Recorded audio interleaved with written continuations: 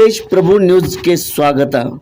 B ಶಂಕರಾನಂದಜಿ ಅವರ ಪುಣ್ಯ ಸ್ಮರಣೆ ಕಾರ್ಯಕ್ರಮವು ಇಂದು ಹುಕ್ಕೇರಿ ತಾಲೂಕಿನ ಕನಗಲ ಗ್ರಾಮದ ಪುಣ್ಯ ಭೂಮಿಯಲ್ಲಿ ನಡೆಯಿತು.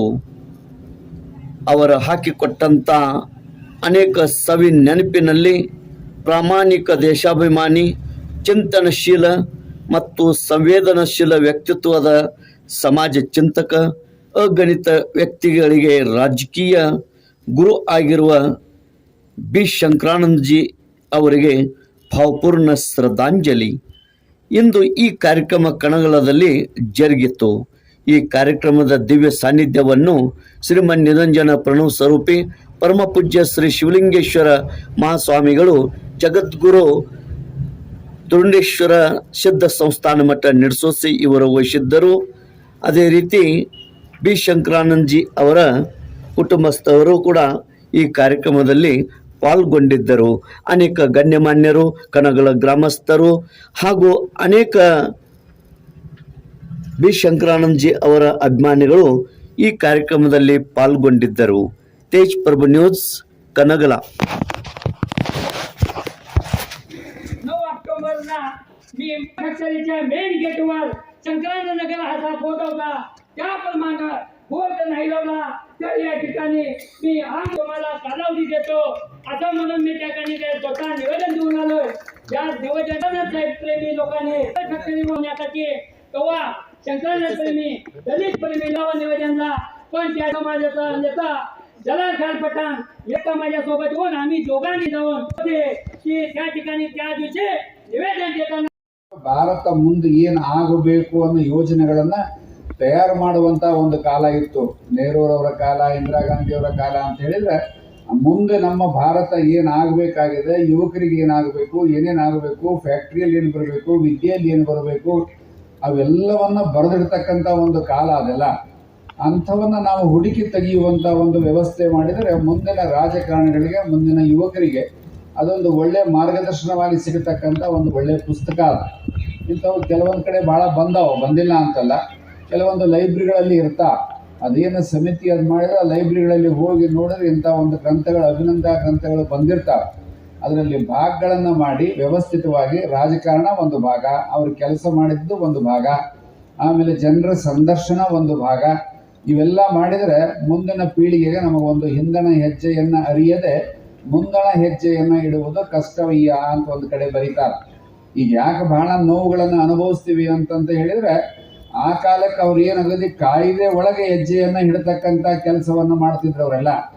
ಈಗ ಸ್ವಲ್ಪ ಕಾಯ್ದೆಯನ್ನು ಸರಿಸಿ ಕೆಲಸ ಮಾಡ್ತಕ್ಕಂಥ ವ್ಯವಸ್ಥೆ ಒಳಗೆ ನಾವು ಹೋದಾಗ ಸಮಸ್ಯೆಗಳು ಹೆಚ್ಚಾಗ್ತಾ ಇದ್ದಾವೆ. ಅದಕ್ಕೋಸ್ಕರವಾಗಿ ಅವರು ಬಹಳ ಆಗಿನ ಕಾಲದಲ್ಲಿ ಎಲ್ಲ ಜನಾಂಗವನ್ನು ತಮ್ಮ ಆತ್ಮೀಯತೆಯಲ್ಲಿ ಇಟ್ಕೊಳ್ತಕ್ಕಂಥ ಒಂದು ವ್ಯವಸ್ಥೆ. ರಾಜಕಾರಣ ಅಂದರೆ ಹಾಗೆ, ಅಲ್ಲಿ ಜಾತ್ಯತೀತತೆ ನಿಮ್ಮ ಸಂವಿಧಾನ ಇರೋದರಿಂದ ಅವೆಲ್ಲವನ್ನ ನಾವು ಪ್ರೀತಿಯಿಂದ ಇಟ್ಟುಕೊಂಡು ಹೋಗ್ತಕ್ಕಂಥ ವ್ಯವಸ್ಥೆಯನ್ನು ಮಾಡಿದಾಗ ಮಾತ್ರ ದೇಶಕ್ಕೆ ಒಂದು ಒಳ್ಳೆಯ ಮಾರ್ಗ ಬರ್ತದೆ ಅಂತಂತ ಹೇಳಿ ವಿರೋಧಿಗಳಿದ್ದರೂ ಸಹಿತ ಅವರಿಗೆ ಸಹಕಾರವನ್ನು ಕೊಡ್ತಕ್ಕಂಥ ಕೆಲಸವನ್ನು ಮಾಡಿದ್ರು. ಕೆಲಸ ಅವರು ಪಾರ್ಟಿಯವರು ಬಂದರೂ ಕೆಲಸವನ್ನು ಕೊಡ್ತಕ್ಕಂಥ ಕೆಲಸವನ್ನು ಮಾಡಿದ್ರು. ಆ ಕಾಲಕ್ಕೆ ಅವ್ರು ಇಟ್ಟಂಥ ಹೆಜ್ಜೆಗಳು, ಈ ಊರಲ್ಲಿ ಇಷ್ಟು ಜನ ಸ್ವಲ್ಪ ಆರ್ಥಿಕವಾಗಿ ಬೆಳಿಲಿಕ್ಕೆ 2 ಫ್ಯಾಕ್ಟ್ರಿಗಳ ಕಾರಣ ಹೇಳಿದ್ರು. ಈಗ ಅದನ್ನು ಸಹಿತ ಹೇಳಿದರು. ಇವೆರಡು ಫ್ಯಾಕ್ಟ್ರಿಗಳು ಬಂದದ್ರಿಂದ ಬಹಳಷ್ಟು ಹಳ್ಳಿ ಜನರಿಗೆ ಆರ್ಥಿಕವಾಗಿ ಬೆಳೆಯುವಂಥ ಒಂದು ಟೈಮ್ ಬಂತೆಲ್ಲ. ಒಟ್ಟು ಎಷ್ಟೋ ಜನ ಟ್ರಕ್ಗಳನ್ನು ಮಾಡಿಕೊಂಡು ಅದರಿಂದ ಚಲೋ ಮನೆಯನ್ನು ಕಟ್ಟಿಸಿಕೊಂಡ ಇತಿಹಾಸವನ್ನು ನೋಡ್ತೇವೆ ನಾವು.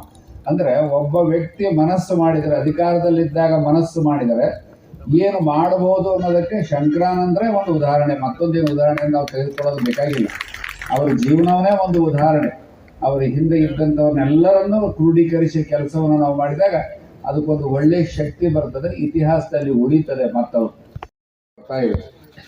ಅದು ಆಗಬಾರ್ದು ಅಂತಂತ ಹೇಳಿ ಒಂದು ಒಳ್ಳೆಯ ಯೋಜನೆಯನ್ನು ಹಾಕಿಕೊಂಡು ಅವರ ಹೆಸರಿನಲ್ಲಿ ಒಂದು ಹಾಸ್ಪಿಟ್ಲಕ್ಕೆ ಹೆಸರನ್ನು ಇಡೋದು, ಅವರ ಮೂರ್ತಿಯನ್ನು ನಿಲ್ಲಿಸೋದು, ಅದಕ್ಕಿಂತಲೂ ಮುಖ್ಯವಾಗಿ ಸಾಹಿತ್ಯ ರಂಗದಲ್ಲಿ ಉಳಿಯುವಂಥ ಕೆಲಸವನ್ನು ಮಾಡ್ತಕ್ಕಂಥ ಒಂದು ಪುಸ್ತಕವನ್ನು ತರತಕ್ಕಂಥ ಒಂದು ವ್ಯವಸ್ಥೆ.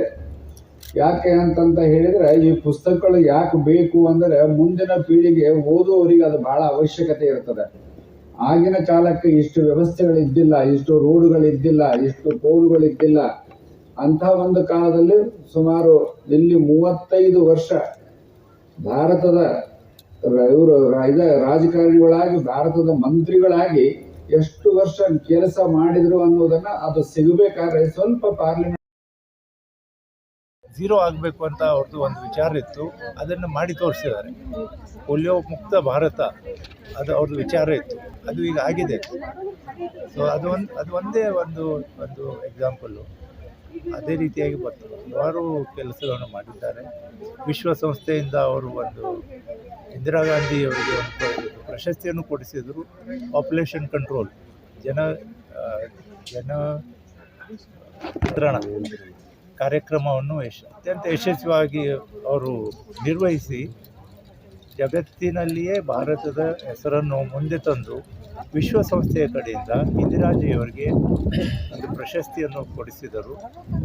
ಅದೊಂದು ಅವರು ದೊಡ್ಡ ಕೊಡುಗೆ ಭಾರತ ದೇಶಕ್ಕೆ. ಇಂಥ ಹಲವಾರು ನೂರಾರು ಕಾರ್ಯಕ್ರಮವನ್ನು ಅವರು ಮಾಡಿದ್ದಾರೆ. ಅದ್ರ ಬಗ್ಗೆ ನಾವು ಅದನ್ನು ಸಂಶೋಧನೆ ಮಾಡಬೇಕು. ಅದ್ರ ಬಗ್ಗೆ ನಾವು ಅದನ್ನು ಅಭ್ಯಾಸ ಮಾಡಿದಾಗ, ಸಂಶೋಧನೆ ಮಾಡಿದಾಗ ಅವ್ರು ಮಾಡಿದ ಕೆಲಸ ನಮಗೆ ಗೊತ್ತಾಗುತ್ತೆ. ಅದನ್ನು ನೋಡಿ ಒಂದು ಗ್ರಂಥ ಬರಿಬೇಕಂತ ಎಲ್ಲರೂ ವಿಚಾರ ಇದೆ. ಅದನ್ನು ಕಾರ್ಯರೂಪಕ್ಕೆ ತರೋದಕ್ಕೆ ನಾವೆಲ್ಲರೂ ಪ್ರಯತ್ನ ಮಾಡೋಣ. ಅದಕ್ಕೆ ನಮ್ಮೆಲ್ಲರೂ ಸಹಕಾರ ಇರಲಿ. ನಮಸ್ಕಾರ.